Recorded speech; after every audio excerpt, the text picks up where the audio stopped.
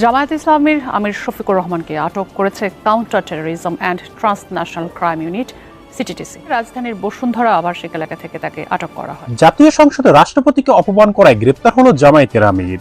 জামায়াতে ইসলামীর আমির ডক্টর শফিকুর রহমানকে রাজধানীর বসুন্ধরা আবাসিক এলাকার নিজ বাসা থেকে গ্রেফতার করেছে ঢাকা মহানগর পুলিশের একটি ইউনিট। রাষ্ট্রপতি সংসদের অধিবেশন কক্ষে প্রবেশের সাথে সাথে সংসদ ভবনের ভেতরকার নিয়ে দাঁড়িয়ে যান জামায়াতে ইসলামী এবং জাতীয় নাগরিক। সম্মানিত দর্শক, নতুন একটি নিউজে আপনাকে স্বাগতম। আজকে দিনে বাংলাদেশের সর্বশেষ রাজনৈতিক যে পরিস্থিতির তৈরি হয়েছে তারই আলোকে খুবই গুরুত্বপূর্ণ কিছু ভিডিও নিয়ে আপনাদের সামনে হাজির হয়েছি। তাই আজকের ভিডিওটি খুবই গুরুত্বপূর্ণ হতে যাচ্ছে।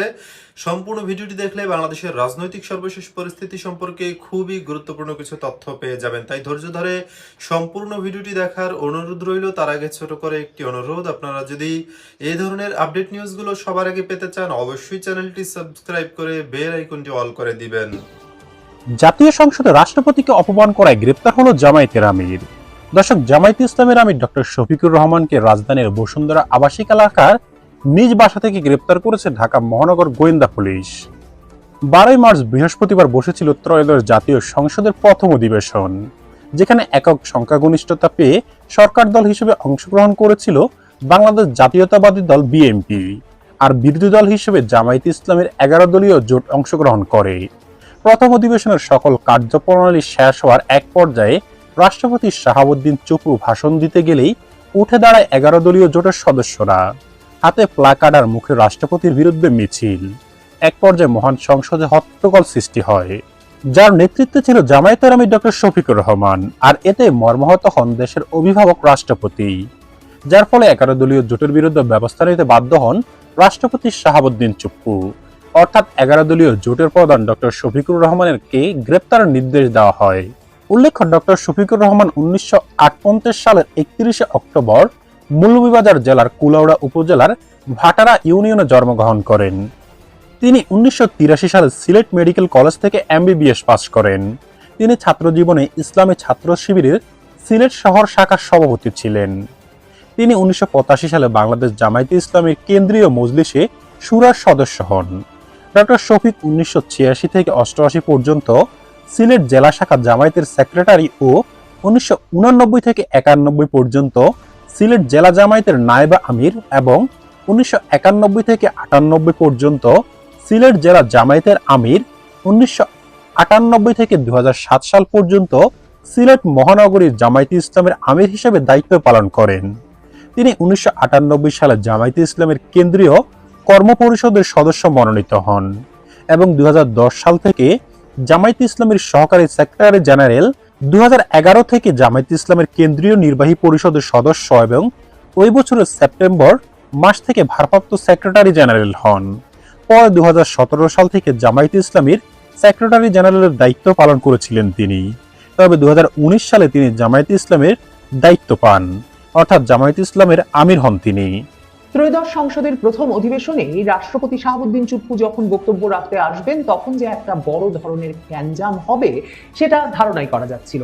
এই রাষ্ট্রপতিকে অভিশংসন করে সরিয়ে দিয়ে গ্রেফতার করতে হবে, এই দাবি আগেই করে রেখেছিল জাতীয় নাগরিক পার্টির তরফ থেকে তরুণ নেতারা। জাতীয় নাগরিক পার্টির নেতা নাহিদ ইসলাম গত কয়েক সপ্তাহ ধরেই বারবার বক্তব্য দিয়ে এই দাবি জানিয়ে আসছেন যে এই রাষ্ট্রপতিকে তো সরাতে হবে, এই রাষ্ট্রপতিকে অভিশংসন করতে হবে এবং গ্রেফতার করে বিচারের আওতায় আনতে হবে। সংসদ অধিবেশন শুরুর সাথে সাথেই আসিফ মাহমুদ, সজীব ভুইয়া, সারোয়ার তুষারের মতো জাতীয় নাগরিক পার্টির কয়েকজন নেতা তাদের কিছু কর্মী নিয়ে জাতীয় সংসদ ভবনের সামনে সকাল থেকেই প্ল্যাকার্ড হাতে দাঁড়িয়েছিল এবং তখনও তারা সংবাদ মাধ্যমের সামনে এই দাবি জানান যাতে সংসদ সদস্যরা রাষ্ট্রপতিকে কিছুতেই সংসদের ভেতর বক্তব্য দেওয়ার সুযোগ না দেন। এবং তখন আসিফ মাহমুদ বলেন সংবাদ মাধ্যমকে যে তারা সংসদ ভবনের সামনে দাঁড়িয়েছেন দেশের মানুষের পক্ষ নিয়ে, এনসিপির পক্ষ থেকে দাঁড়াননি। সংসদ অধিবেশন শেষ হওয়া পর্যন্ত তারা সেখানে অবস্থানের ঘোষণা দেন এবং তারা বলেন যে সংসদ সদস্যরা যদি এলাকায় গিয়ে বুক ফুলিয়ে জনগণের সামনে দাঁড়াতে চান তাহলে অবশ্যই ফ্যাসিবাদের যে সর্বশেষ চিহ্ন, সর্বশেষ যে প্রতীক এই রাষ্ট্রপতি যিনি এখানে আছেন তাকে অপসারণ করতে হবে। এরপর আসিফ মাহমুদ, সজীব ভুইয়ারা তাদের ওই 10 10-15 জনের ওই দল আর রঙিন সব প্ল্যাকার্ড নিয়ে সংসদ ভবনের বাইরে সংসদ অধিবেশনের শেষ পর্যন্ত ছিলেন কিনা সেটা সংবাদ মাধ্যম ঘেটে জানা যায় না। তবে সংসদ ভবনের ভেতরে বিরাট প্রস্তুতি নিয়ে উপস্থিত হয়েছিলেন জামায়াতে ইসলামী এবং জাতীয় নাগরিক পার্টির নেতৃবৃন্দ, যাতে তারা যে কোনো উপায়ে রাষ্ট্রপতির বক্তৃতা ভণ্ডুল করে দিতে পারেন।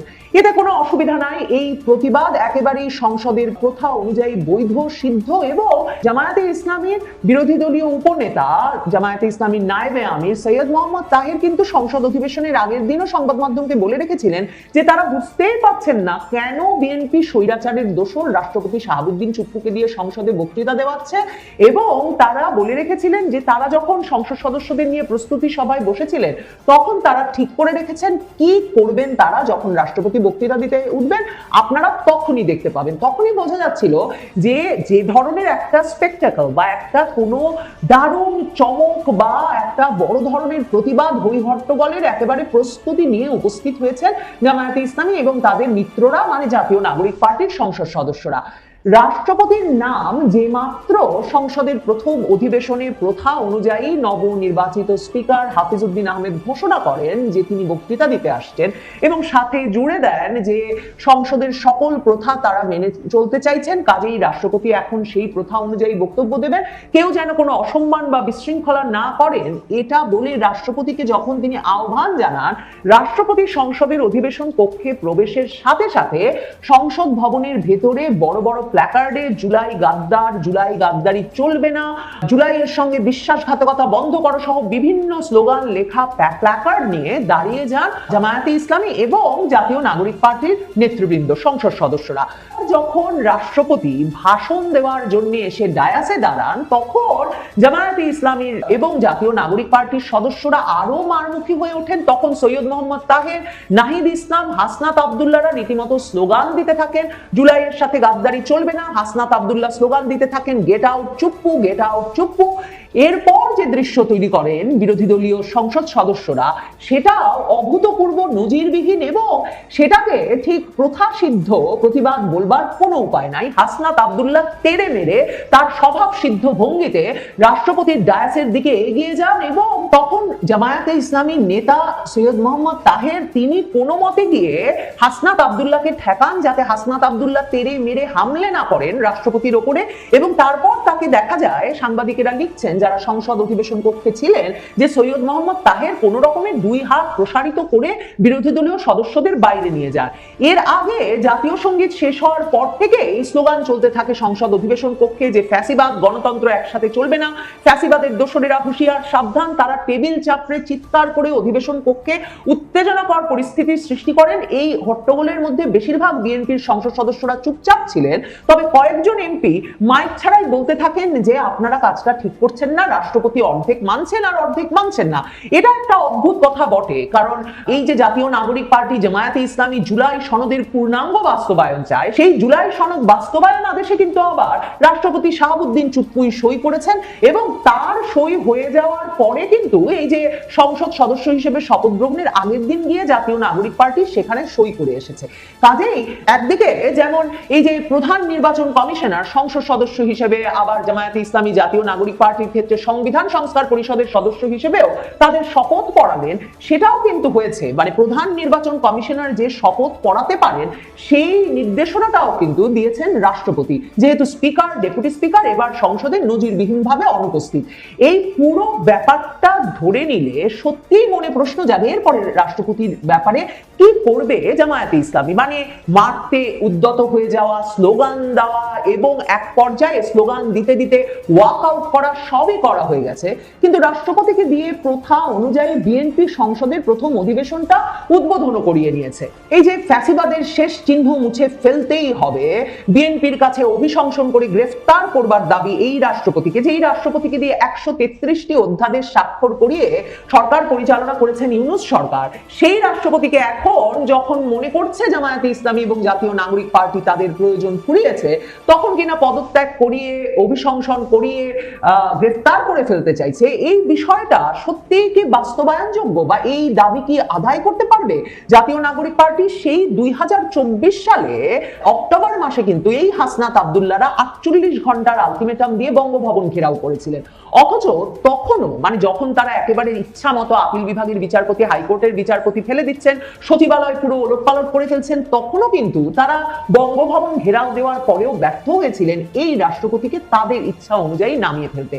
এখন আবার এই যে রাষ্ট্রপতিকে ফ্যাসিবাদের শেষ চিহ্ন হিসেবে নামিয়ে ফেলতেই হবে, এই দাবি আজকেই শেষ হয়ে গেল? মানে এখন কি এই দাবি এক রকমের গিলে ফেলতে হবে জামায়াতে ইসলামী জাতীয় নাগরিক পার্টিকে, নাকি এ বিষয়ে সত্যিই সোচ্চার হওয়ার কোনো উপায় বা পরিকল্পনা আছে জামায়াতে ইসলামী জাতীয় নাগরিক পার্টির? সেটা দেখবার জন্য অপেক্ষা করতে হবে। তবে জামায়াতে ইসলামীর আমির ডক্টর শফিকুর রহমান বলেছেন যে তারা ওয়াকআউট করেছিলেন কারণ রাষ্ট্রপতি খুনির সহযোগী, তার বক্তব্য তারা শুনতে পারেন না। জামায়াতের আমির বলেছেন যে রাষ্ট্রপতি মোহাম্মদ শাহাবুদ্দিনও তো অপরাধী, তিনি সকল খুনের সহযোগী ছিলেন, একটা খুনের বিষয়েও ব্যবস্থা নেন নাই, অভিভাবক হিসেবেও তিনি ব্যবস্থা নেন নাই, তার বক্তব্য আমরা এই মহান সংসদে শুনতে পারি না। এবং তিনি বলেছেন রাষ্ট্রপতি সংস্কার পরিষদের যে সভা ডাকেননি, এর মাধ্যমেও তিনি 70% জনগণকে অপমান করেছেন। এবং তিনি বলেছেন যে সংসদে আমরা কোনো অন্যায় বরদাস্ত করব না, সংসদ কারো একার নয়, আমরা জনগণের পক্ষে কথা বলতে এসেছি। তার মানে অনেক বড় অপরাধের তালিকা প্রস্তুত করে রেখেছে জামায়াত। দেখা যাক রাষ্ট্রপতির বিষয়ে তারা কি ব্যবস্থা নিতে পারেন, নাকি রাষ্ট্রপতি সেই 2024-এর আগস্টের পর থেকেই বঙ্গভবনে যেমন সুরক্ষিত ছিলেন, বাকি মেয়াদকাল বিএনপির শাসনামলেও তিনি সুরক্ষিতই থেকে যান। তবে সংসদের প্রথম অধিবেশনে বক্তৃতা দেবার সময় সংসদ নেতা প্রধানমন্ত্রী তারেক রহমান যেমন বলেছেন যে এই সংসদের কাছে জনগণের অনেক প্রত্যাশা, তেমনি বিরোধী দলীয় নেতা ডাক্তার শফিকুর রহমান বলেছিলেন যে এই সংসদের প্রধান কাজ হওয়া উচিত নীতিগত আলোচনা, কারণ অতীতে দেখা গেছে নীতিগত আলোচনার চেয়ে ব্যক্তিগত আক্রমণ বা অপমানের ঘটনায় সংসদে বেশি ঘটেছে।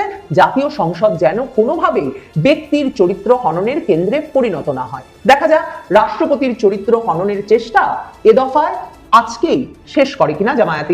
এই ভিডিওগুলো দেখছিলেন, এই সম্পর্কে আপনাদের মন্তব্য কমেন্টে লিখে পাঠাবেন। ভিডিও ভালো লাগলে চ্যানেলটি সাবস্ক্রাইব করতে ভুলবেন না। এবারের মতো এখানেই বিদায় নিচ্ছি, শীঘ্রই দেখা হবে নতুন কোনো ভিডিও নিয়ে। ততক্ষণ সকলে ভালো থাকুন, সুস্থ থাকুন। আসসালামু আলাইকুম ওয়া রাহমাতুল্লাহি ওয়া বারাকাতুহু।